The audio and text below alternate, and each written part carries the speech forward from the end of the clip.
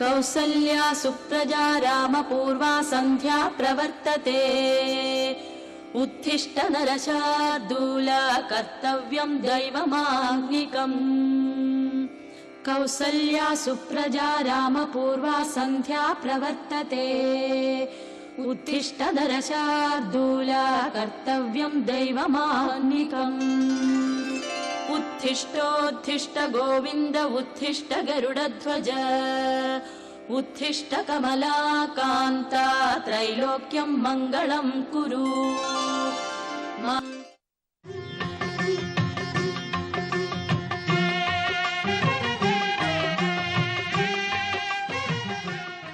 సుముఖశ్చ ఏకదంతశ్చ కపిలో గజకర్ణిక లంబోదరశ్చ వికటో విఘ్నరాజో గణాధిప ధూమకేతుర్గణాధ్యక్ష ఫాలచంద్రో గజానన వక్రతుండ శూర్పకర్ణ హేరంబ స్కందపూర్వజ జ్ఞానానందమయం దేవం నిర్మల స్ఫటికాకృతిం ఆధారం సర్వవిద్యానాం హయగ్రీవముపాస్మహే శ్రీమహాగణాధిపతయే నమః. శ్రీమాత్రే నమః.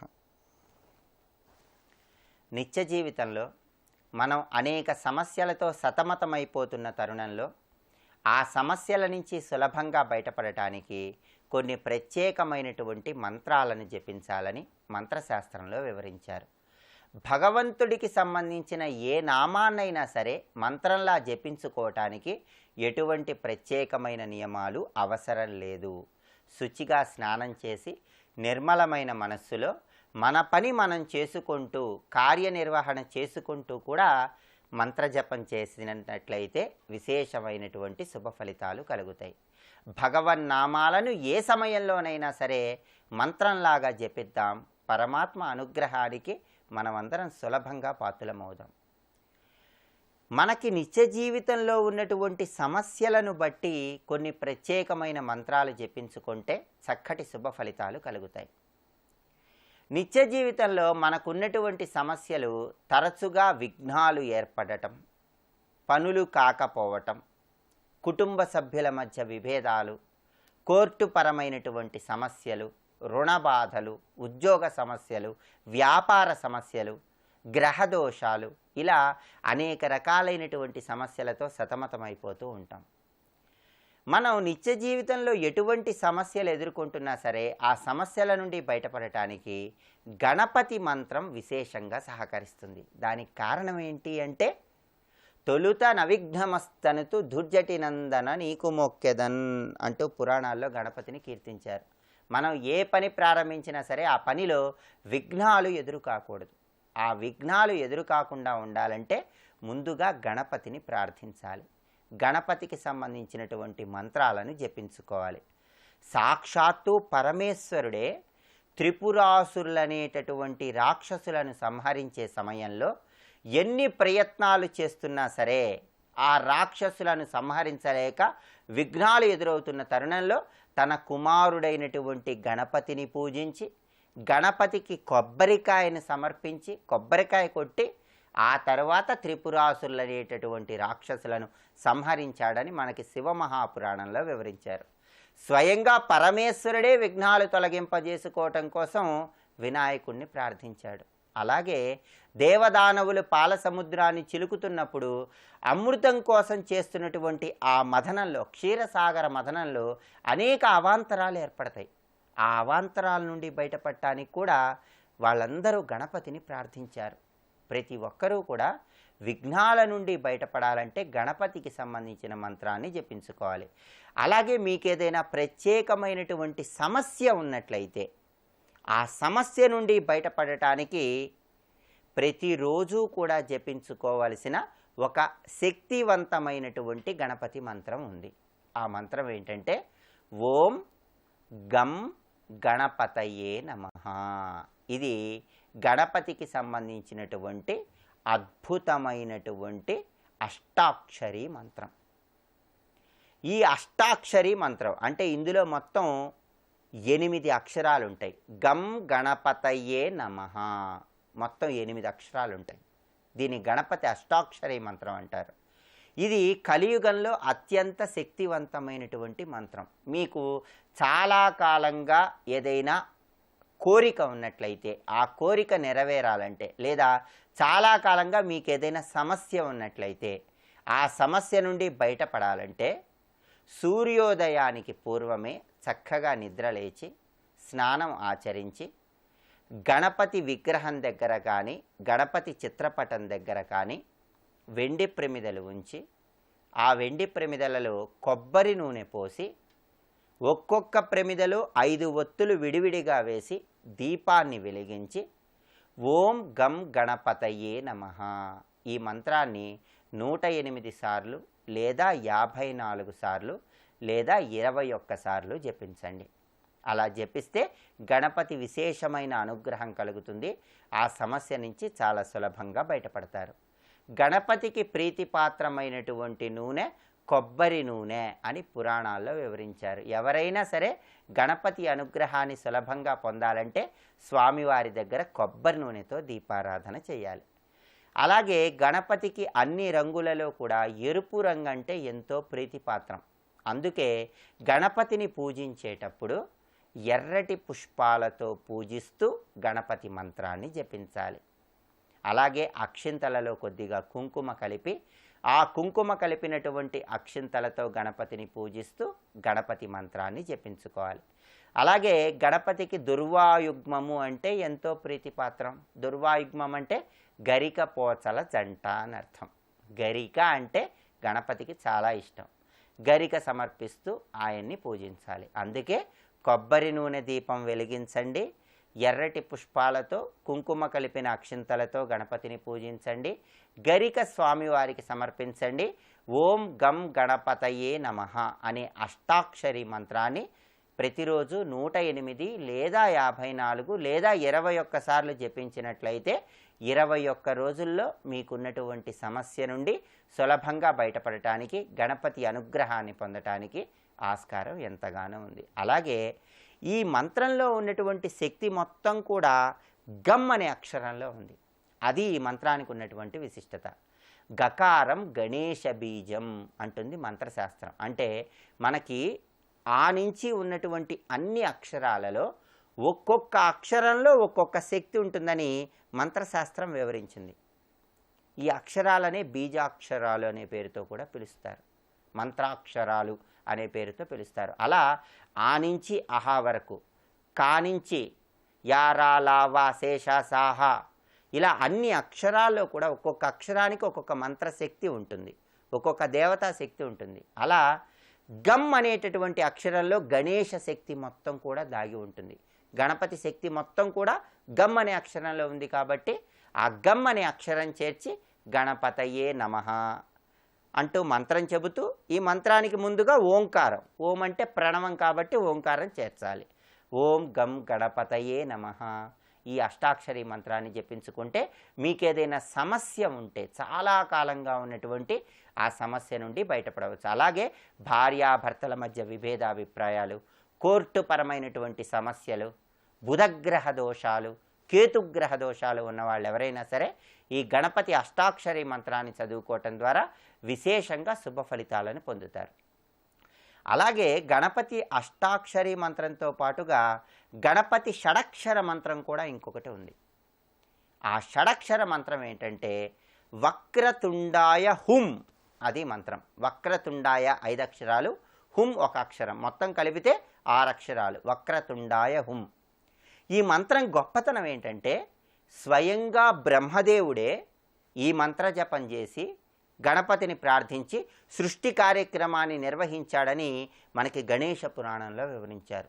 అలాగే శ్రీమన్నారాయణుడంతటి వాడు మధుకైటబులనేటటువంటి రాక్షసులను సంహరించే సమయంలో ఆ రాక్షసులను సంహరించడానికి ఎన్నో విఘ్నాలు ఎదురవుతూ ఉంటే ఆ విఘ్నాలను తొలగింపజేసుకోవటానికి గణపతి షడక్షర మంత్రం వక్రతుండాయ హుం అనే ఈ మంత్రాన్ని జపించాడు. అందుకే విఘ్నాలు బాగా ఎక్కువగా వస్తున్న వాళ్ళు ఎవరైనా సరే నిత్య జీవితంలో ఏ పని తలపెట్టినా సరే ఆ పనికి ఆటంకాలు ఎక్కువగా ఎదురవుతున్నట్లయితే ఆ ఆటంకాల నుండి బయటపడటానికి గణపతికి సంబంధించిన షడక్షర మంత్రం వక్రతుండాయ హుం అంటూ ఈ మంత్రాన్ని జపించుకోవాలి. అష్టాక్షరి మంత్రం జపించుకుంటే చాలా కాలంగా ఉన్న సమస్య నుండి బయటపడవచ్చు. షడక్షర మంత్రం జపించుకుంటే విఘ్నాలను తొలగింపజేసుకోవచ్చు. సర్వం శ్రీ ఉమామహేశ్వర స్వామి వారి చరణారవిందార్పణమస్తు. సర్వే జనాః సుఖినో భవంతు. స్వస్తి.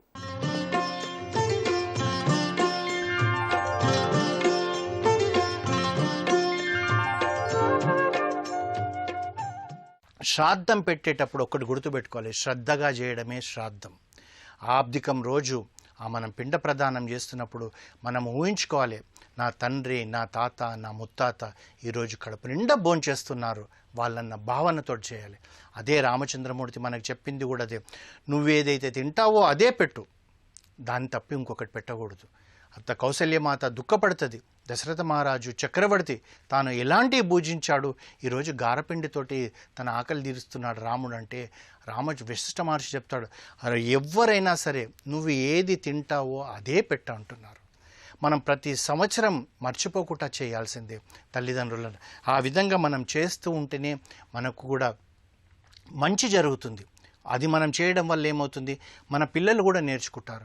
ఆ పిల్లలు కూడా ఏమంటే ఆ తర్వాత మనకు వాళ్ళు అదే విధంగా చేస్తారు. ఈ యొక్క సంస్కారం ఇలాగే సాగాలంటే, ఈ ధర్మం ఇలా సాగాలంటే మనం చేస్తూ మన పిల్లలకు చూపెడితేనే తెలుస్తుంది. అయితే ఇదే కాకుండా మనకు ప్రతి సంవత్సరం ఆబ్దికమే కాకుండా అమావాస్య నాడు తిలతర్పణం వదలాలండి అంటారు. తిలతర్పణం ఎందుకు వదలాలండి అమావాస్య నాడు అంటే, మనం ఒక సంవత్సరాన్ని భాగించుకుంటే 24 అమావాస్యలండి. అంటే మనకు తెలుస్తుంది ఏమంటే 12 అమావాస్యలు ప్రతి నెలకు ఒక అమావాస్య వస్తుంది, 12 అమావాస్యలు అవుతాయి. పితృలకు 24 గంటలు అంటే 365 రోజులు, మనకు 24 గంటలు. అంటే మనం కూడా చూడండి, ప్రతి గంటకు అరగంటకు అప్పుడప్పుడు మనం దాహం వేస్తే మనం మంచినీరు తాగుతాం. మరి సంవత్సరానికి ఒకసారి వారికి మనం భోజనమే పెడుతున్నాం, మరి వారికి కూడా దాహం వేస్తుంది కదా. అందు గురించి ప్రతి అమావాస్య నాడు తిలతర్పణం వదలాలంటారు. చాలామంది చేస్తున్నారు, చేయని వాళ్ళు తెలుసుకొని చేస్తే మాత్రం మహా గొప్ప యజ్ఞం ఇది. ఎందుకంటే ప్రతి 2 గంటలకు మనకు దాహం వేసినట్టుగా మన తల్లిదండ్రులకు పైలోకంలో ఉన్న వాళ్ళకి దాహం వేస్తుంది. ఆ రోజు నువ్వు తిలతర్పణం వదలడం వల్ల వాళ్ళ దాహం తీరుతుంది. ఆ దాహం తీరడం వల్ల ఏమవుతుందంటే, మనమే చూడండి 2 గంటలు మనం ఏదో పనిలో ఉండి దాహం వేస్తుంటే ఆ నీళ్ళు ఎక్కడ దొరకక 2 గంటల తర్వాత దొరికేటప్పటికి ఆ నీళ్లు తాగేటప్పటికి మనం ఎంత ఇదైపోతాం. ఆకలి కన్నా కూడా నీరుతోటి మనకు ఎంతో తృప్తి కలుగుతుంది. అబ్బా హాయిగా ఉందండి అంటాం. మన తల్లిదండ్రులకు కూడా అదే ఉంటుంది. అమావాస్య నాడు తిలతర్పణం వదలాలి. సంవత్సరం పిండ ప్రదానాలతో ఆబ్దికం చేయాలి. ఇవి ఏది చేసినా కూడా శ్రద్ధగా చేయాల్సిందే. శ్రద్ధగా చేయకపోతే మాత్రం మనకు చాలా ఇబ్బందికరంగా ఉంటుంది. ఆ ఇబ్బందికరం పరిస్థితి మనం తెచ్చుకోకూడదు అంటే ఈ పితృయజ్ఞంలో మనం పాల్గొనాల్సిందే. ప్రతిసారి మనం చేయాల్సిందే.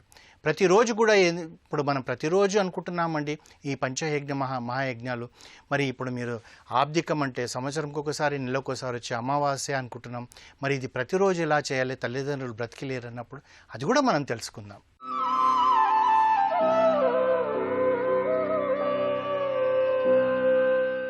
హరి ఓం. త్రాడుపాము అనుచు తాచూచి భయపడి తెలిసి త్రాడటన్న తీరు భయము తీరినప్పుడే బ్రహ్మంబునంటురా విశ్వదాభిరామ వినురవేమా.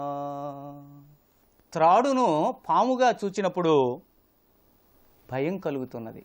అది త్రాడు అని తెలిసినప్పుడు నీ భయం తొలగిపోతున్నది.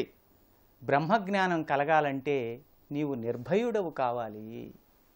నువ్వు భయంతో ఉన్నంతకాలం నీ జీవితం కూడా భయంగానే గడుస్తుందిరా అబ్బాయి అని ఇక్కడ వేమన్న గారు చెప్తున్నారు.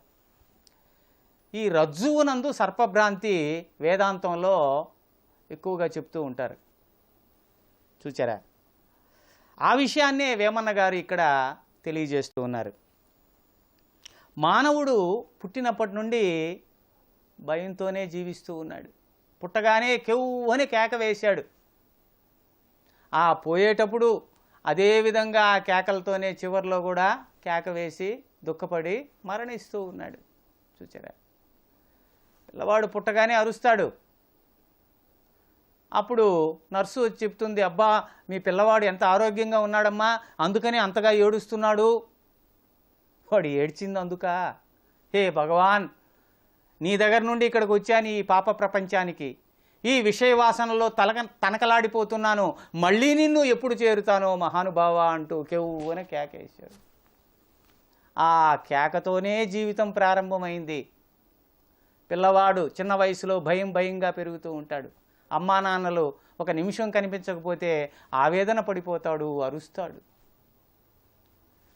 పెద్దవాడయ్యాడు, పాఠశాలకు పోయాడు, కళాశాలకు పోయాడు, చదువుతూ ఉన్నాడు. మంచి మార్కులు వస్తాయో లేదో, నేను పాస్ అవుతానో లేదో, పాస్ అయినావు.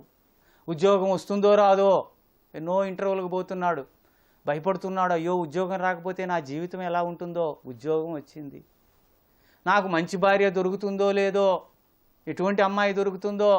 ఈ రోజుల్లో అమ్మాయిలంటే భయం అయిపోతుంది నాకు, ఎవరిని చేసుకోవాలి, నా జీవితం నాకు మొదలే భయము అన్నావు. మంచి భార్య దొరికింది. నాకు సరిగ్గా తిండి పెడుతుందో లేదో, వడ్డిస్తుందో లేదో, బాగా వడ్డిస్తుంది నీకు 3 పూట్ల. అంతటి తాగుతుందా? అయ్యో పెళ్ళయి 2 సంవత్సరాలైంది, పిల్లలు లేరే, పిల్లలు ఎప్పుడు పుడతారో. భార్య గర్భవతి అయింది. ఏ ఆడపిల్ల పుడుతుందో మగపిల్లవాడు పుడతాడో, మగపిల్లవాడు పుడతాడో ఆడపిల్ల పుడుతుందో, అయ్యో ఏ బిడ్డ పుట్టినా ఆ బిడ్డతోనే జీవితం ప్రారంభమవుతుంది. ఆడపిల్ల పుడితే ఎలా? మగపిల్లవాడే పుట్టాడు. వాడికి మళ్ళీ వాడి జీవితం మీద మళ్ళీ భయం, వాడు ఎలా పెరుగుతాడో, ఎలా ఉంటాడో, వాడికి చదువు, ఉద్యోగం. ఇలానే జరిగిపోయింది జీవితం అంతా. అనుక్షణం భయంతోనే నీ జీవితం సాగుతున్నదిరా అబ్బాయి. ఏ విధంగా త్రాడును చూచి పాము అనుకుంటున్నావో, యథార్థమైనటువంటి జీవితాన్ని అర్థం చేసుకోకుండా ఈ మాయా ప్రపంచంలో ప్రతి విషయానికి నువ్వు భయపడుతూ ముందుకు పోతున్నావు. త్రాడును పాముగా ఊహించుకున్న దానివల్ల ఏమైంది? భయం కలిగింది. దాని స్థానంలో, త్రాడు స్థానంలో పాముగా భ్రమించావు. అది ఎప్పుడైతే తాడని తెలిసిందో ఆ భయము కాస్త పోయింది. ఎప్పుడైతే కల్పిత వస్తువు మాయమైపోయిందో సత్యమైనటువంటి వస్తువు నీకు దర్శనమిచ్చింది, సత్య జ్ఞానం కలిగింది. బీ బ్రేవ్ అంటారు స్వామి వివేకానంద. నువ్వు భయపడుతూ ఉంటే ఎప్పటికీ భయమేరా అబ్బాయి, జీవితంలో ఏమీ సాధించలేవు, నువ్వు భయపడాల్సిన అవసరమే లేదు అంటాడు ఆయన.